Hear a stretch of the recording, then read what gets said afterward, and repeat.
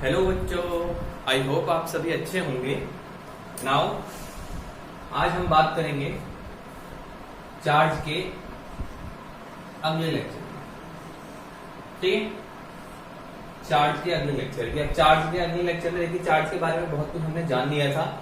अब हम जानेंगे इसमें principal of superposition. Principle of super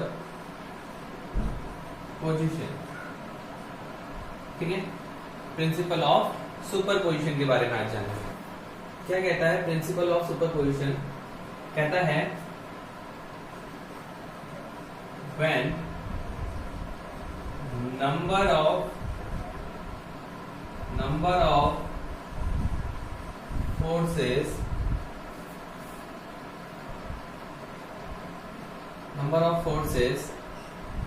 are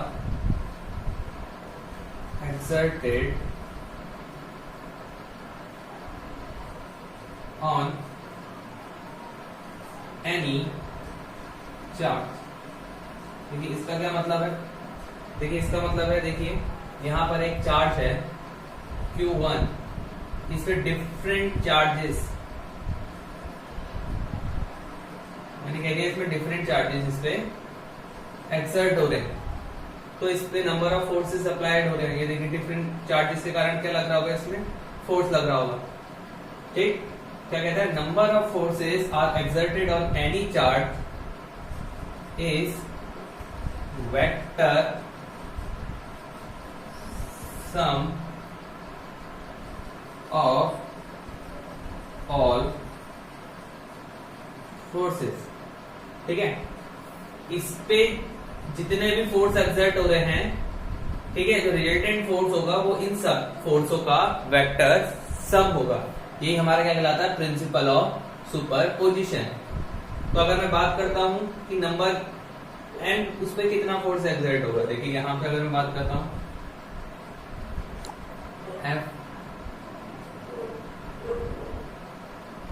F1, इसको कह देते हैं 1 2, इसे चार्ज 2 कहते हैं। सॉरी, यहाँ पे चार्ज 2 कर दीजिएगा, इसे चार्ज 3 कह देते हैं। 1 2, 1 के कारण 2 पे लगने वाला फोर्स, इसे कह देते हैं F1 3, और ऐसे यहां पे लग जाएगा आपका F1N force.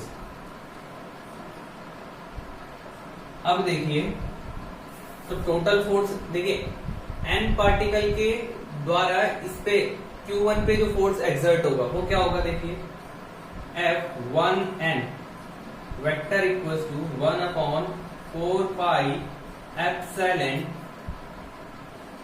Q1 Qn upon R1N cube. ठीक है, डॉट R1N वेक्टर। ये हमने पढ़ा है, ये फॉर्म कैसे आती है हमारे कूलॉम्स लॉ से। अब बात करते हैं आगे। अगर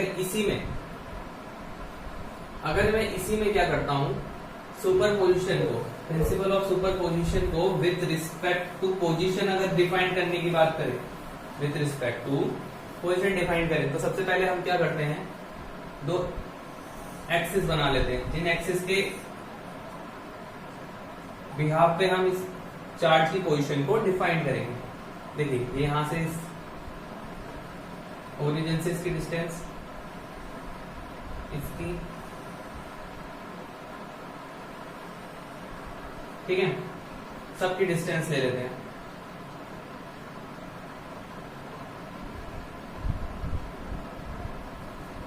ओरिजिन से इसकी डिस्टेंस कह दिया मैंने R1, इसकी कह देते हैं R2, इसकी कहते हैं R1, इसकी कहते हैं R3।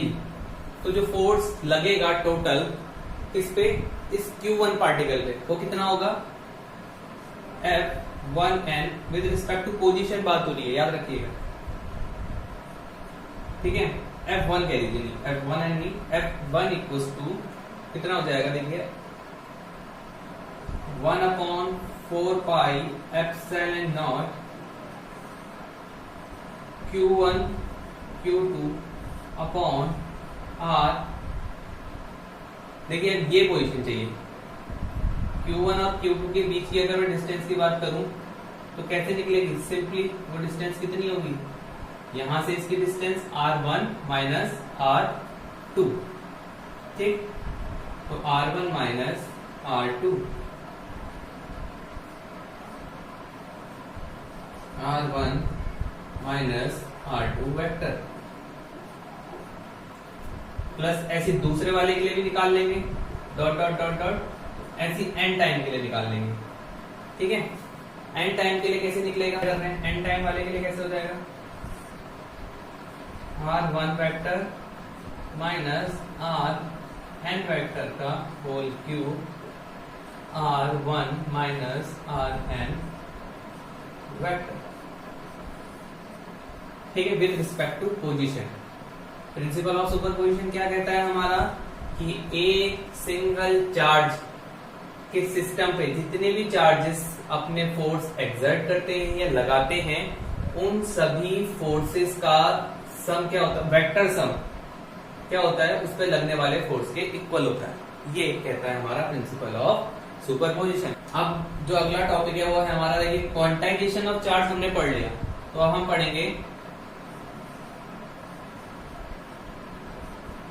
डिस्ट्रीब्यूशन। अब हम पढ़ेंगे डिस्ट्रीब्यूशन ऑफ चार्ज, ठीक है। चार्ज का डिस्ट्रीब्यूशन किस तरह से होता है, क्वांटाइजेशन ऑफ चार्ज हमने पढ़ा था कि चार्ज क्या होता है, बिखर जाता है पूरी सरफेसेस पे, बॉडीज पे, ठीक है, कंटिन्यूअस नहीं होता, वो छोटे छोटे पार्ट्स में टूट जाता है, तो इसे क्या कहते हैं, डिस्ट्रीब्यूशन कहते थे। अब देखिए डिस्ट्रीब्यूशन कैसे हो सकता है, देखिए तीन चीजों में हो, सबसे पहले लाइन के अलोंग डिस्ट्रीब्यूशन हो सकता है, सरफेस के अलोंग डिस्ट्रीब्यूशन हो सकता है, और इसके वॉल्यूम के अलोंग डिस्ट्रीब्यूशन हो सकता है, ठीक है। इन तीनों चीजों के अलोंग डिस्ट्रीब्यूशन होता है। सबसे पहले अगर बात करें लाइन, किसी लाइन में, लाइन का मतलब वन डायमेंशन में अगर चार्ज डिस्ट्रीब्यूट हो गया, अब याद रखिएगा यहाँ पर जो चार्ज है वो कंटिन्यूअस डिस्ट्रीब्यूशन है, मतलब हर जगह बराबर चार्ज का डिस्ट्रीब्यूशन हुआ होगा। तो लाइन चार्ज डिस्ट्रीब्यूशन को कैसे दिखाते हैं, लैम्डा से रिप्रेजेंट करते हैं। लाइन चार्ज डिस्ट्रीब्यूशन को कैसे दिखाते हैं, लैम्डा से। Lambda equals to Q upon line length L. वही हम बात करें सरफेस, सरफेस में क्या हो जाएगा, देखिए टू डायमेंशन की बात होगी, ठीक है, एक्स और वाई टू डायमेंशन आ गई ना सरफेस में, तो इसको कैसे दिखाते हैं, सिग्मा से। तो वही क्यू अपॉन एस, एस क्या है, सरफेस है किसी भी चीज की, कंटिन्यूअस डिस्ट्रीब्यूशन होता है, याद रखिएगा। अब बात करते हैं वॉल्यूम डिस्ट्रीब्यूशन की। वॉल्यूम में क्या होता है, हमारा थ्री डायमेंशन ऑब्जेक्ट्स आते हैं, ठीक है। इसे कैसे दिखाते हैं, रो से दिखाते हैं, rho equals to Q upon V, ठीक है।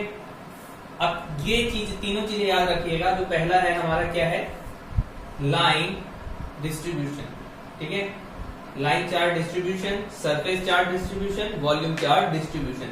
अब किसी, हम सरफेस की स्टडी कर रहे होंगे जहां पे चार्ज की किसी सरफेस पे, और वहां पे क्यू पूछा जाएगा, तो क्यू क्या होगा वहां पे, लैम्डा इंटू एल। एग्जाम्पल के तौर पे रखें कि एक रिंग है, एक रिंग में चार्ज कैसे डिस्ट्रीब्यूट होगा, देखिए इस तरह से होगा, और मैं कहूंगा रिंग में टोटल चार्ज कितना हो जाएगा। अगर बात करी जाए रिंग में टोटल चार्ज कितना हो जाएगा, Q equals to lambda into L, और एल क्या होगा रिंग के लिए, 2 पाई आर, ठीक है। रिंग समझ में आ गया। इस तरह से वही बात कहीं की जा रही होगी ऐसे ऑब्जेक्ट की जहां पे सरफेस होगी, टू डायमेंशन ऑब्जेक्ट की बात हो रही होगी, तो Q कितना हो जाएगा, सिग्मा इंटू एस, वहीं अगर वॉल्यूम चार्ज डेंसिटी की कहीं पे बात हो रही होगी तो Q कितना हो जाएगा, rho into V। Now in a next lecture we discuss about electric field।